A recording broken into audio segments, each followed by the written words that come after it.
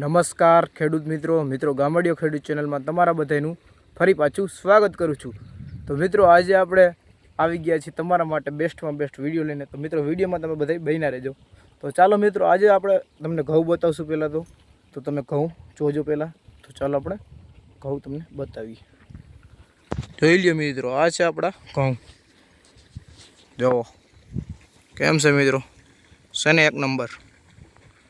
જુઓ મિત્રો, આમાં ડુંડી પણ આવી ગઈ છે, તમે જોઈ લ્યો। જુઓ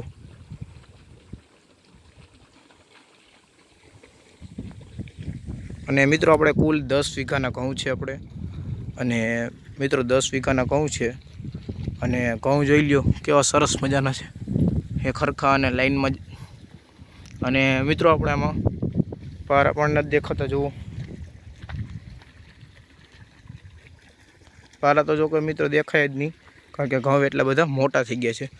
અને મિત્રો હવે આપણે વાત કરીએ તો મિત્રો આમાં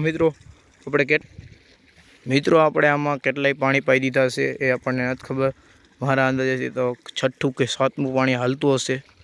અને મિત્રો બીજી વાત કહીએ કે આપણે મિત્રો આમાં ખાતર પણ નાખ્યું હતું। અને મિત્રો અત્યારે જુઓ કે અત્યારે પાણી વારવામાં આપણે આવી રહ્યું છે, જોઈ લ્યો।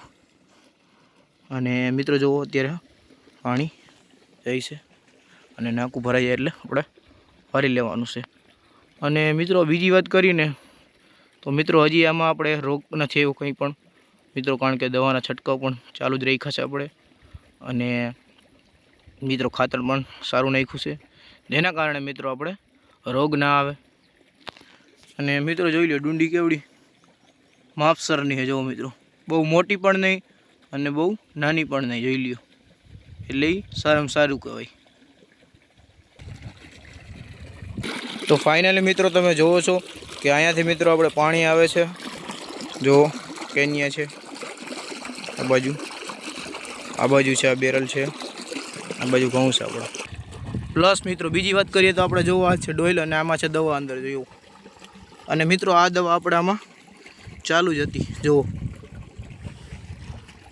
આપણે દવા છાંટવાની નથી, પણ મિત્રો દવાને પાવાની છે આ ઘઉંમાં, જેના કારણે મિત્રો ઘઉં સારા થાય અને જે રોગ હોય તે બધાય વયા જાય, જીવજંતુ હોય, અને મિત્રો સારામાં સારા ઘઉં થાય, તેના કારણે આ દવા આપણે પાઈ છીએ। અને જુઓ મિત્રો ઘઉં કેમ છે ઉપરથી બતાવું।